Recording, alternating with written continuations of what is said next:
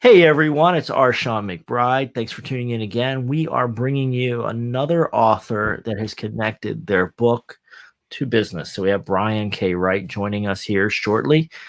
He is not only an author himself, but he's helped other people through the process. So you should have a lot of expertise to help you in your process of thinking about how do you go from just writing a book, but really writing a book that becomes part of your business. Because I think that's where a lot of people miss it. That's why I've been doing this interview series. You can, of course, check us out at the McBride for Business YouTube channel to see more interviews. But so many authors write a book, pour their heart into it, do the work, and don't properly connect it to their business. In fact, some authors have had conversations that said they don't want to write a book because they don't think they can make money off of it. But if you do the right things and connect it to your business, that's very possible. A lot of authors have done that. So let me pop Brian up on the screen today. We're going to have a nice chat here and talk about it. So Brian, why don't you give folks just a little background about you and what you've done with books and what you're doing with authors. Awesome. Well, thank you for having me here, Shawn. What I do is, well, actually, my background is I used to be a teacher. Okay. So I used to be a speech and English teacher at a college, and I also taught business math. So I taught at a 2-year business college in Lincoln, Nebraska, and all the courses were required. So that was really a lot of fun. And fast forward to 2009, I wrote my first book, which was a student leadership book because I wanted to speak on stages. Yep. And the idea that you alluded to a little bit ago is a lot of people want to write their book to make a lot of money, but you're not going to make a ton of money just with your book unless you're super famous or have been on reality TV or are well-known some way or somehow. Right. So the idea is to use your book as a springboard to do other things. And that's what I've done. Yeah. So what I've done is writing a book, and teaching English has given me the credibility to ghostwrite books for other people, which I do. So that's a huge part of my business. Yep. And I've written several of my books. In fact, a couple of them are compilation books, Success Profiles, Conversations with High Achievers. I've got volume 1 and volume 2. And these are interviews that were curated from my radio show. So I use my radio show to promote everything I'm doing. And when I write books, I tell my clients what other things I'm doing. I also publish a magazine, and I have ads for my services in the magazine. So I cross-pollinate. You have to do that because someone who reads my book may not know I do a magazine. Someone who sees my magazine may not know I ghostwrite. Someone who doesn't know who's on ghostwrite may not know that I do a radio show. And so it all blends together. Yeah, and I think that's the modern way to do this, right? Is, and I think it's, the kind of the older thought was you write a book, you get this book widely circulated, you become famous off your book, and maybe you make money off the royalties. That business model works for very few authors. Right. The vast majority of authors, you need to start connecting it together. And it looks like you're doing a wonderful job of bringing all of those pieces together. You've almost got a symphony going on, right? You've got the radio show leading into your book sales, leading into your magazine, leading back to you doing ghostwriting, and it's all tied together. So when you put a book out there, you're envisioning this kind of whole cycle working, which is kind of what we're trying to get people to think about, is build a cycle around your book. Yeah. And the thing that I do with my collaborative books is, like I mentioned, I bring in people who've been on my show, people who have a following, people who have achieved a lot of success, and hopefully their audiences will see my book too. And that sometimes leads to things. And when you've got a book, it leads to being on podcasts like this. I was invited here because I'm an author. Right. And I've been invited on a lot of podcasts because I'm an author. And I wasn't invited on a lot of podcasts before I was an author. I mean, I had my show. People wanted to pick my brain about some of the things I learned from the successful people I interviewed. That's fun for a while. But what am I doing to promote my business? And so now that I have books, I have something to promote. Yeah, and it's something we've talked about, and I'd love your take on it. You've mentioned a little bit about it. It's just, something changes when you become an author. And I was a little shocked by it when I put my first book out, because then suddenly people hold you in a different esteem, right? And they want to talk about your book, and they want to invite you on more places. It really does kind of add a fuel to your brand and your personal presence. Right. And you can do live events off of your area of expertise. Now, for me, ghostwriting, writing books, I just did a live summit in October called Authorpreneur Live. And it was the 3rd iteration of that at the end of October. And the recordings are available at authorpreneurlive.com for a very small investment. So you can see who spoke and what the topics are and how we build this bridge and put it all together, writing, marketing, and leveraging your book to create greater advantage for your business. So it's not just about the book. It's about what else you can do: coaching, events, masterminds, retreats, radio shows, podcasting, magazines, the whole gamut. You can do a lot of different things because of a book. Yeah, it all ties together, right? So you got to have, and I know it's not perfect, right? I'm a big business planning guy. I help people do their business plans. I help people raise money around their business plans, and business plans always change. But the idea is to at least go in with an initial plan when you're building that book. How is it going to connect to the ecosystem that you want to build, and make that all flow together? Yeah. And I've interviewed several high-level people who have told me, I don't write a book unless I have a plan for it. Right. And, a lot of people think about writing a book because it's on their bucket list. That's great. It was on my bucket list too. And I've done it more than once for myself and for others. But if you don't have a plan to make money around your book, and there's nothing wrong with making money. I mean, that's why you stay in business. But if you don't have a plan for advancing your business somehow, financially or otherwise, because of your book, then why are you spending hours and hours and hours and hours writing your book? Yeah. Well, you used the word a minute ago, investment, right? And you talk about your course as being an investment, and writing a book is in turn an investment, right? And that's where I think everybody needs to think in terms of that. What am I putting into it? What am I getting out of it? And a lot of people, I guess they put in. And writing a book, it can be simplified, but regardless of how you do it, it's a block of work. It is. And you're going to put time and effort into it. And in the end, you've got to get something back for your time and effort if you're doing it as an investment. Right. Exactly. And using it to build your business is a beautiful, beautiful thing. Now, your friends and family will buy your book by default. Sure. But why should anyone else buy your book? And so you have to have a really strong, compelling reason why someone should read your book and buy it. And so that's one of the first things I talk about with clients is, what is the focus of this book going to be? What is the end game? What do you mean? Well, what do you want to happen once your book is done? Do you want people to just buy your book and you're okay with that? Or do you want people to visit your website? Do you want people to join your list? Do you want people to attend your event that you're giving away for free? And then using that as a back end to, create an income at your event? What do you want to have happen because of this? Yeah. And I've seen more and more books, even popular books these days, are moving to some type of call to action. Yeah. Maybe if you pick up 20, 30-year-old business books, they may not do it as much. They just talk about an idea, a topic, and they leave it at that. The author would get branding and they would potentially get that way. But nowadays, more and more, people are moving people to call to action. That's just built into there. Where do you want people to go after they read your book? What's the next piece of the experience? Right. And one of my favorite examples that I point out to people is Robert Kiyosaki's Rich Dad, Poor Dad. Have you read that? Yes. It's great. And you notice that all the way through, he sprinkles in the idea that you should buy his cash flow game. Yes. Provides tons and tons of value, but he's always making a reference to the cash flow game. And toward the end of the book, there's a full page ad for his cash flow game and a way that you can buy the book and experience that.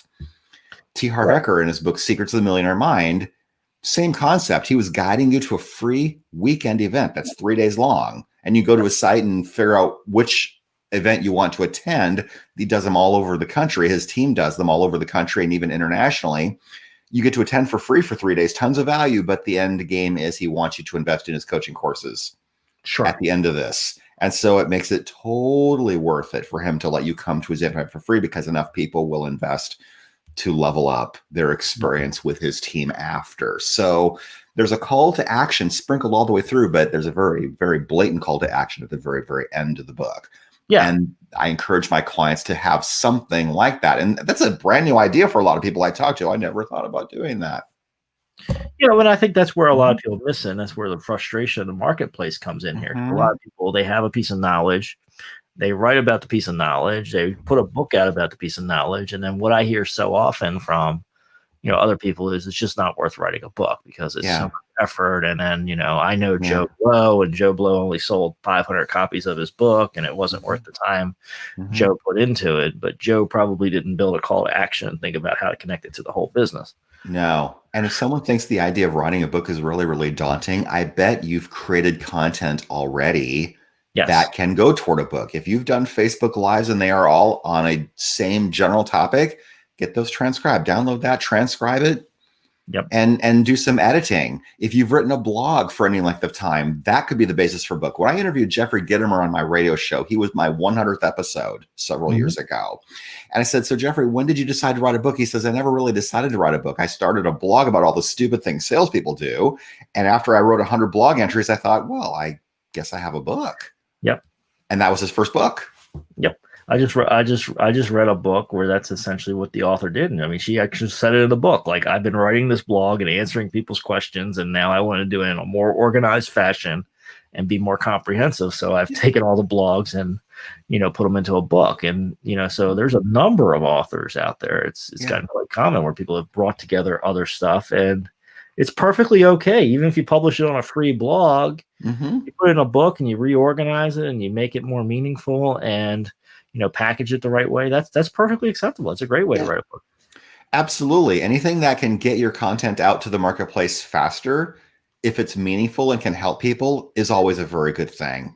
Yes. Yeah. And don't feel guilty about it, because that repackaging, that streamlining, that organizational thing. In fact, I think that's one of the big things I found as an author is when I wrote my books is you have to stop and organize your thoughts. Yeah. And so not only does it serve your customers and serve your potential clients out there when you do that, but then it makes you a stronger leader. And it packages that value together. Yeah. I've written several magazine articles for my magazine and other magazines based off of material I did Facebook Lives on. So I get my Facebook Lives transcribed and I figure out where else can I use this. Yeah. It's smart to use your content more than once. It's one of the reasons why I even started a magazine. Well, and people need to see it in different formats and different styles, right? So not, even your most passionate fans probably aren't reading and watching everything you're doing, right? And they need a form that's going to help them the best at the time they need it. Right, exactly. And someone who sees me here might not know I do something else. And someone who sees me doing something else may not know that I do this over here. And so it all spider webs together, and Superfan will buy everything you do. Yeah, and I think that's a great word, the spider web. So why don't you expand on that a little bit for the viewers or listeners?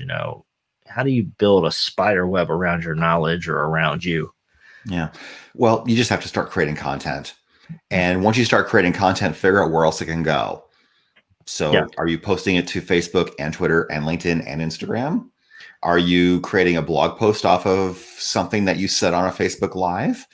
Are you writing down stuff that you can use for book ideas based on things that you've done with Facebook Lives? Are you creating magazine articles?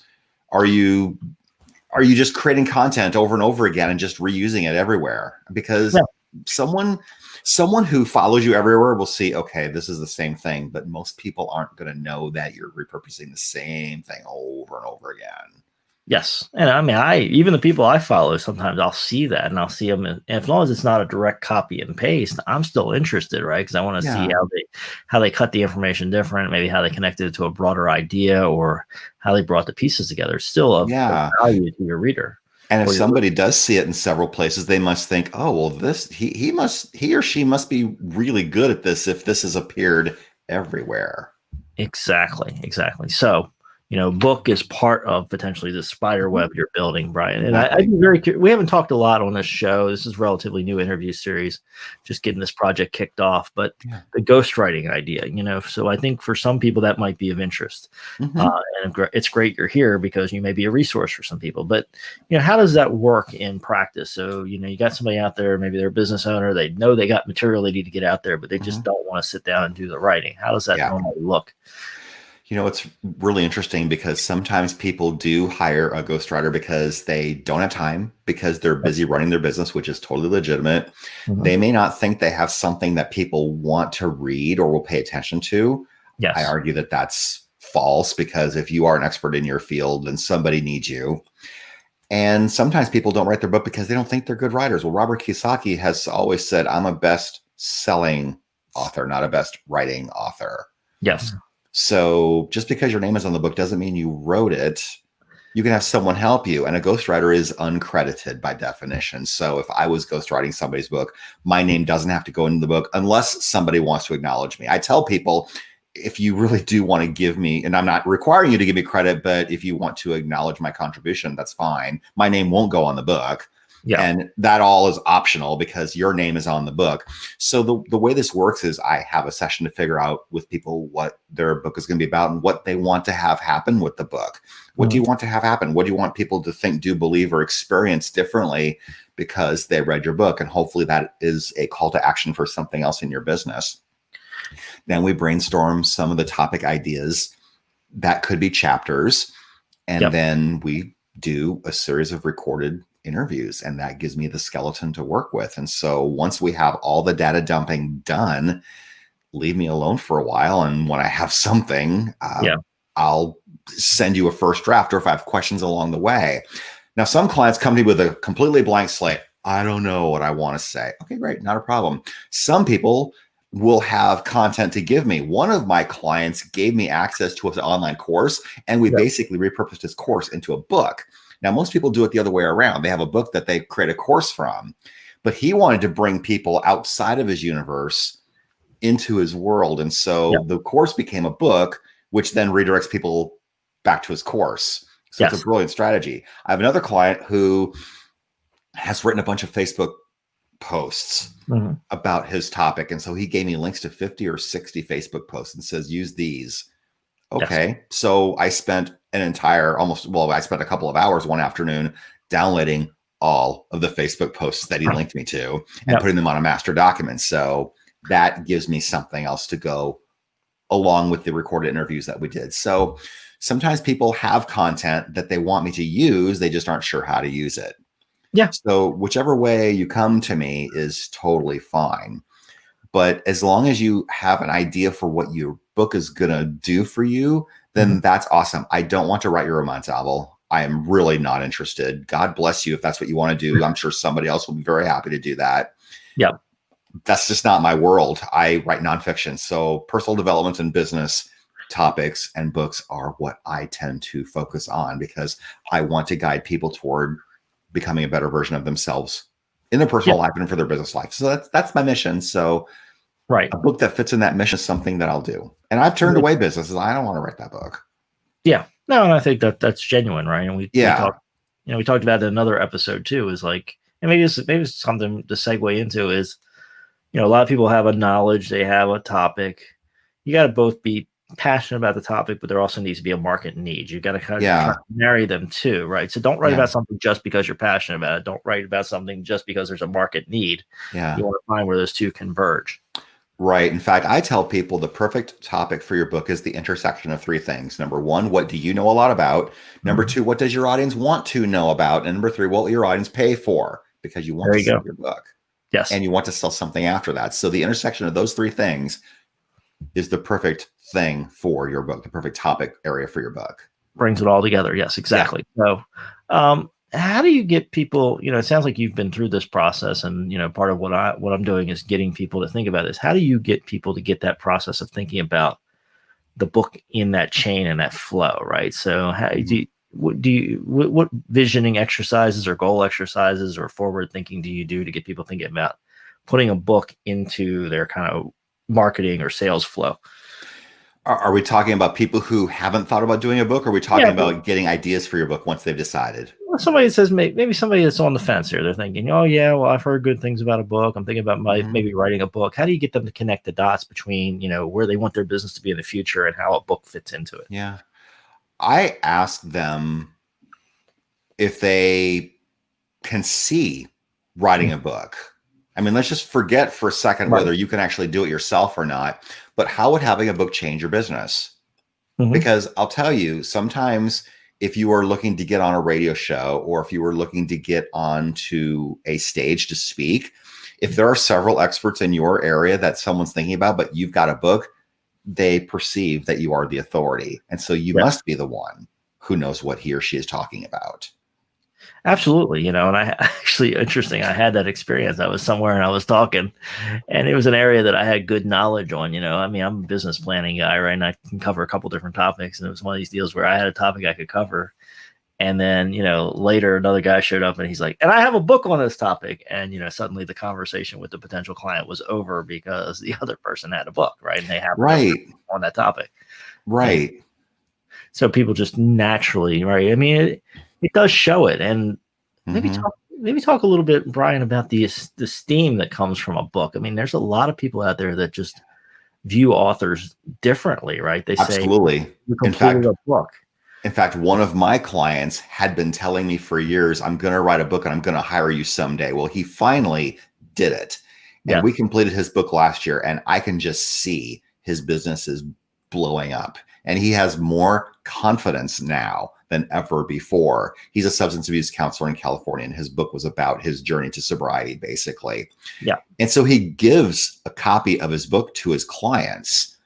And so they know that his stories aren't just stories. They're in a book, and they can read about his whole journey, and they'll find something in his journey that resonates with them. So yeah, when you hold your book in your hand for the first time, it's your baby. It can be a very emotional experience, and you start reading and you think, wow, did I do that? It's pretty cool. I remember I had tears the first time I saw my very first book. I'm like, I cannot believe I finally actually did this. Yeah. And now I've done it 4 times. And it's really great to experience that with my clients too, when their shipment of books comes to their door, and they will message me on Facebook and show me pictures, and they'll post about it, and they're all excited. And there's no better feeling than to help someone's life change because of something they've always wanted to do. Right. It's a very positive thing. And, and I think a lot of people think it's out of reach. It seems like this, just high level, unattainable thing. But like you mentioned, I think if you have good expertise and you have knowledge, you can turn that into a book and impart that to other people. If people are asking you questions, you probably have a book in you. Yeah, absolutely. And I had the honor of being on a show called The List, which is a nationally syndicated show. And my segment aired in October.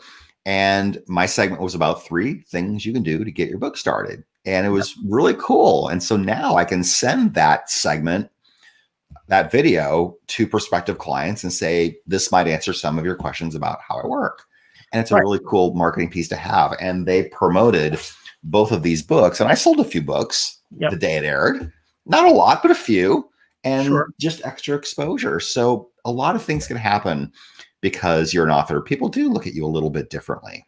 And you set off the seeds you talk about, I think, is so important. You don't know where a lot of those seeds are going to go, right? You get introduced to somebody because you wrote the book, and then maybe you connect with them on LinkedIn. They see something else you're doing, or it starts a side conversation. I mean, there's a lot of people I have access to now that I would have never had access to had I not wrote a book, because being on the market, being a fellow author, because a lot of people you want to meet are authors, and being a fellow author gets you at a whole nother level where you can get some more introductions. Yeah. So Brian, you've obviously kind of connected the dots well. You kind of ran through in the beginning between your radio show and your magazine and all that. What was the process to get those dots connected? I mean, did you always know that it was going to sit in that exact form, or was there learning experimentation along the way? No, I didn't know that it was necessarily going to go down that route. I think you just have to take a step on the yellow brick road and just start. And you don't always know what Oz looks like until you get there. And here's probably a better analogy. Let's just say that you've got a puzzle and you've got the box, and there's 500 pieces in the box. You start connecting some of those pieces together, but you're doing this without knowing what the final picture is going to look like. That can be a little frustrating. That's why sometimes people get frustrated with where their journey is. It's like, where's this going to end? How is this going to turn out? What's going to go on? But the more you keep going, the more pieces get revealed to you. And then the past makes a little bit more sense. So I knew I wanted to do a radio show. I knew I wanted to interview some people that I looked up to and to learn from them and to share that with the world. And eventually I realized I wanted to compile some of the very best ones into a book. That's what this book was, Success Profiles, Conversations with High Achievers. And the more I kept going, the more I realized, okay, I have a series here. So I've got 2 of those, and I would like to release volume 3 sometime in 2021. Yeah, and that's definitely a possibility too, right? And this very project I'm working on now, where I'm interviewing authors and putting together the business lessons. I'm doing this as potentially being a series, right? So that's a possibility as well, right? If you have a lot of content, or you have something you're doing that's leading to a lot of content, you can turn it into a series, and that's a great opportunity for people. You kind of touched upon it a little bit, not knowing where the past's going to go. Yesterday, had Dean Lindsay on the show, and he's great. Yeah, Dean. Okay, great. So Dean Lindsay talked about his books, and one thing he revealed on the show, he said, "Don't tell anybody," but of course, folks, you can go back and see it on our McBride for Business YouTube channel. Dean said, he had a book, and he basically split the book later and revised it into 2 books, and basically doesn't put a lot of market attention on the first book, just because the world changed and his knowledge changed and what his customers' needs changed. So. Yeah, Brian, I think one of the reasons people are afraid to write a book is because they feel like it'll be locked in forever. But maybe talk a little bit about the reality of where we are today and the fact that you can change things as things go on. You can. If your book is digital, you can change it and re-upload it to Amazon if you really want to. Or if you're adding content, you can make a second edition. Right. Yeah. And just put the second edition on there and just have a second copyright. I mean, people do this all the time. They'll have the next edition, the next edition, the next edition, because they're adding content. Jack Canfield, his book, The Success Principles, the original version came out in 2005. His 10-year anniversary edition in 2015 had 3 new chapters in it. Right. So there's 67 principles instead of 64. And so people do that all the time, or they might modify some of the examples that might feel a little dated. Yeah, so people do that all the time. I think sometimes people don't write because they don't want to be judged over what they've written. Well, you know what? You have to be comfortable enough in your own skin to put it out there. Yeah, I think there's truth, right? And I mean, there's a couple pieces to that, right? It's first being comfortable in your knowledge and expertise generally, but then also saying, I'm human. I mean, I don't care how many times you reread your book or how many great editors you have. There's going to be a typo somewhere. There's probably going to be a formating error, right? These are just human things that happen. Yes. And so, my first book has mistakes in it, but you know what? Schools are still buying my book, and schools are still reading them in class before I come speak. In fact, I sold a box of my student leadership books a couple months ago to a client. She's a superintendent of some charter schools. And I did a magazine project for her, and I'm going to be putting together a quarterly magazine. We're talking about putting together a quarterly magazine for her school to highlight her students and her staff and their mission and their place in the community. And what a cool idea that is. But it all became possible when I started my show and did some books first and then did the magazine. I do my own magazine, Success Profiles Magazine. It's a monthly digital magazine. I do print out some copies, not every month, but sometimes, to take to networking events and to show physical copies to people so they can see what it looks like. But sometimes you'll find mistakes in your book, and don't beat yourself up over it. You can always change it. In fact, one of my books I'm probably going to revisit because there were some formatting errors that I did not catch. For example, a paragraph appearing 2 consecutive times. I'm like, oh, this is no. Right. Yeah. It just sometimes happen with the printers. It sometimes happens with your word processing software, and one of the hard things about editing is, when you go back and reread your word 5th, 6th, 7th time, you start missing things. But and I know somebody fairly well known who, in one of his early books, there is a version of that book out there with several pages missing. might be a collector's item, right? So, it might be. It might be. I think he has probably addressed that sense. But it's not perfect. If you're waiting for it to be perfect, you'll never get it done. If you're waiting to get approval from the world, you'll never do it, because you're never going to get everyone's approval, nor should you want to. You want to attract your tribe and repel everybody else. Absolutely. And that book does that. It plants a stake in the ground and says, on this piece of knowledge, these are the stands I'm taking. This is what I believe in. And the people that read it and it resonates with them, they're going to become your tribe. And the people that have different philosophy or just don't agree or just disagreeable, goodbye, right? So, Brian, you are a wealth of knowledge. You have an interesting background. How do people, especially on the ghostwriting side, if people want to know more about you, connect with you, how do they find you? Well, my website is briankwright.com. briankwright.com. That's Brian with an I. You can see my name here, briankwright.com. And there's a contact form. So you can submit a contact form there, or you can email me, brian@briankwright.com. How simple is that? Either way. Or if you want to schedule a call with me, callwithbrian.com. If you know that you want to write a book and you want to talk to me about what that process looks like for you, callwithbrian.com. Hop on my calendar. Sounds like great stuff. So Brian, thanks for adding so much value. You're welcome. Thank you. Folks, thanks for tuning in. Pat yourself on the back for doing the hard work, investing in yourself and your future. Go check out some more interviews. Check out our book when it comes out. We'll be talking about, really how do you turn a book into a piece of your business. And Brian, you have some great knowledge on it. I really appreciate you sharing it today. Thank you. Thank you so much for having me.